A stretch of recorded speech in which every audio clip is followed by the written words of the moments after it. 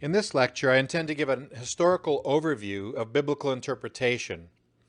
I'll begin in the patristic period and move through the 16th century, covering the Anabaptists, Martin Luther, and John Calvin from the Reformation period.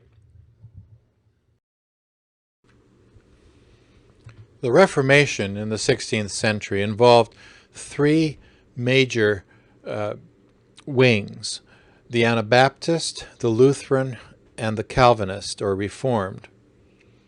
Now, there is some diversity as we look at these different wings of the Reformation, especially as we look at the Anabaptist groups, and we begin with them.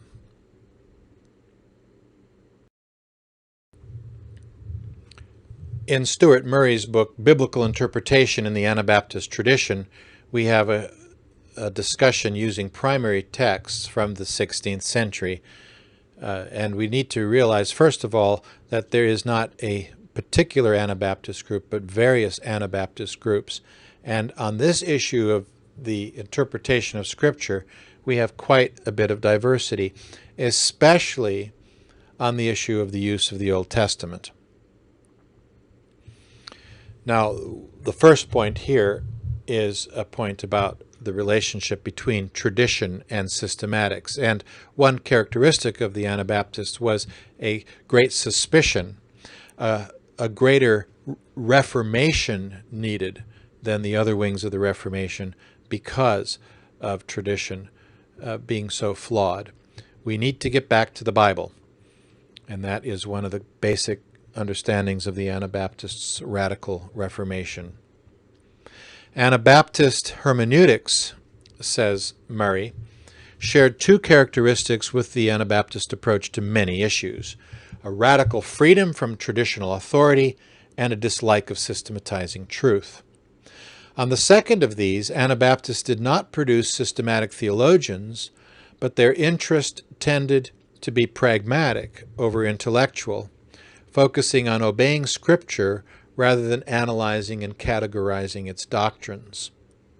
So their focus was ecclesiological and ethical, and less so theological.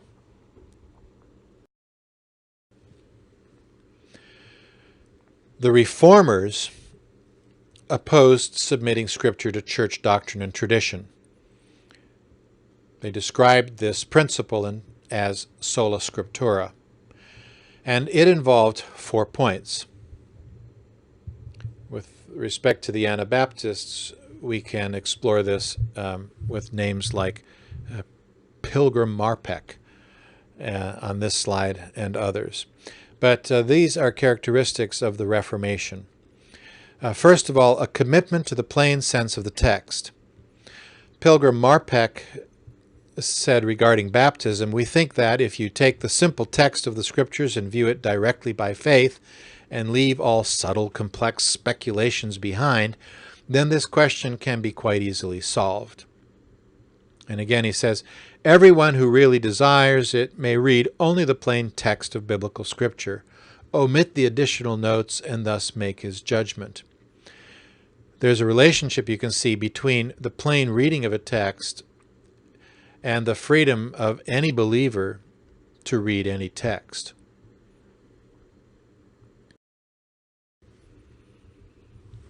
So that point now is made in the second point: the right of all believers to read, discuss, and interpret Scripture.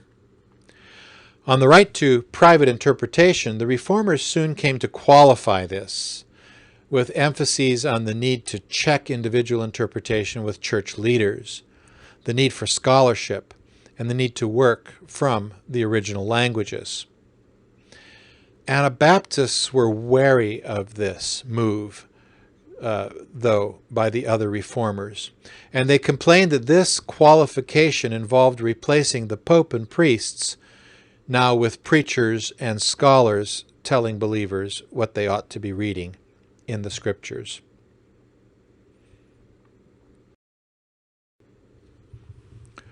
Thirdly, there was a concern not to allow biblical interpretation to be held by ecclesiastical tradition. On the role of tradition in interpretation, Anabaptists felt that other reformers did not go far enough in reforming tradition. This is the case with many issues, like the Lord's Supper, like baptism, like their understanding of ordination, and so forth. They also felt that the reformers placed themselves dangerously under the authority of the state. Remember, Lutheranism, Calvinism, and then later Anglicanism were all deeply related to the politics, to the state itself. And the Anabaptists distinguished themselves by rejecting any kind of relationship of church and state. It's true that some Anabaptists found refuge in places that allowed them to practice their faith freely, but they did not become the spiritual arm of the political force of the government. And they did not restrict their mission activity to regions, geographical regions, where they were allowed to operate. They felt that the reformers placed themselves then dangerously under the authority of the state with, for example, preachers in the pay of the state church. The church fathers emphasized reading scripture in light of doctrine. The Middle Ages loosened this link, and the reformers reasserted reading scripture in light of the doctrinal commitments, such as justification by faith in the work of Christ. But the Anabaptists opposed doctrinal filters for reading scripture. I just need to note that sometimes we understand that the word reformer might mean the Anabaptists, but over against the Anabaptists, the reformers would be the Lutherans and the Calvinists. And I don't mean to confuse you by that, but here the reformers reasserting the reading of scripture in light of doctrinal commitments would be the reformers, that is, the Lutherans and the Calvinists, over against the Anabaptist reformers. And then fourth, concern for the literal, not allegorical meaning. Anabaptists criticized those other reformers for not literally interpreting certain of the New Testament's challenging teachings.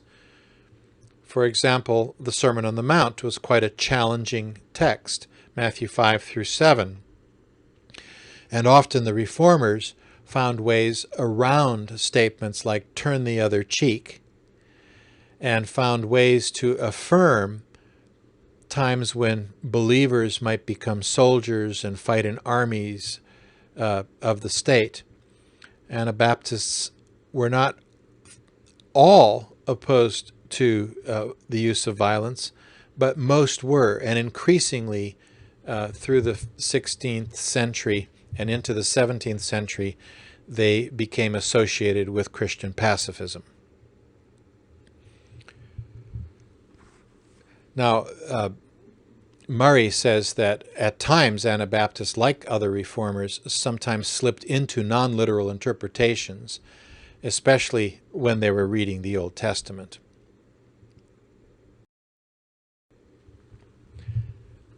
A second major point that Murray makes is that the Reformation talked about interpreting Scripture by Scripture. If there's some passage that's a little unclear, then perhaps there's another passage in Scripture that can bring some light to our understanding. And so one term for this is the perspicuity of Scripture, and that is a word that many of us don't use very often anymore, but it actually means the clear. So perspicuity of Scripture is the clear interpretation of Scripture. The Scripture is clear. You can understand it. And so that doesn't mean that every passage is clear, but Scripture itself is clear. And so then one way to get at that clarity is by accepting that Scripture does not contradict itself. Pilgrim Marpeck said, "We know that the more thoroughly the Holy Scriptures are interpreted, the more clearly the meaning will agree with it. For the Holy Scriptures cannot contradict each other as long as they are correctly compared and interpreted. Secondly, we need to accept the whole witness of Scripture and not, for example, build a whole doctrine around a single text. The person who is considered to be the most academically trained of the 16th century Anabaptist was Hubmaier. And in his work, A Simple Instruction, he writes, "Where certain sayings of Scripture are dark, or presented in very short form, from which disagreements may follow, one ought, in order to resolve any difficulty, place other writings that are clearer and plainer, but related to the same matter, beside the short, dark sayings, as many candles lit together. Thus the bright, clear light of the Scriptures will break forth." And this then helps people avoid taking texts in isolation and creating sects and quarrels and heresies.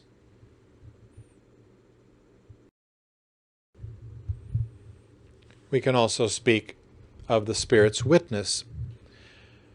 Denk agreed with Hubmaier and argues also for the need to be led by the Spirit in interpretation. This is something the Church has always said, and it is not rejected by the Anabaptists.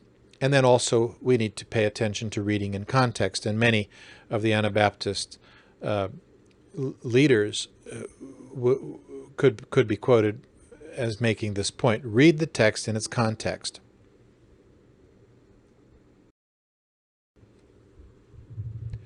While there are agreements between Reformers and Anabaptists, and sometimes just some slightly different emphases that the Anabaptists held to, there are also some clear differences. Let's look at some of these. Murray notes that the New Testament provides a way of reading the Old Testament. It gives us also a Christological lens for reading the Old Testament. Now, this is something we already met in the centuries before. Murray says, most Anabaptists insisted that the Old Testament be interpreted in the light of the New, and specifically in light of the teachings and example of Jesus. One might think, for example, of the emphasis placed on the Sermon on the Mount in Anabaptist circles. In fact, we might say that a gospel focus and a Sermon on the Mount focus is somewhat characteristic of the Anabaptist Radical Reformation, and a Pauline reading, or emphasis rather, is more characteristic of the Lutherans and the Reformed Calvinists. Reformers tended to interpret texts in light of their immediate context or according to certain doctrines like justification by faith. The Anabaptists saw the words of Jesus as bringing clarity to the rest of Scripture, whereas the Reformers often struggled with them, particularly the question of non-retaliation and pacifism. Another important distinction is that between the general and the particular. While in general agreement, Anabaptists were wary of the Reformers' appeal to the general drift of Scripture, since they thought the latter used it to evade rather than explain texts. Now you can think as an example today of people who say, well, the general drift of Scripture is toward a liberation hermeneutic. We can use liberation as the way to understand Scripture. Or someone might talk about a redemptive movement within Scripture. And it's these kinds of hermeneutical categories or doctrinal centers like justification by faith that made Anabaptists nervous. So, for example, Sattler rejected love as a principle for interpreting Scripture, since when used, it renders unnecessary any serious attempt to imitate Jesus. enables believers to resemble unbelievers, and eliminates a direct appeal to an authoritative New Testament. The opposite was also a concern among some Anabaptists, that rules could be used to supplant the principle of love. So we have here a real debate, and a debate that is present among Anabaptists as well, as to the general and the particular.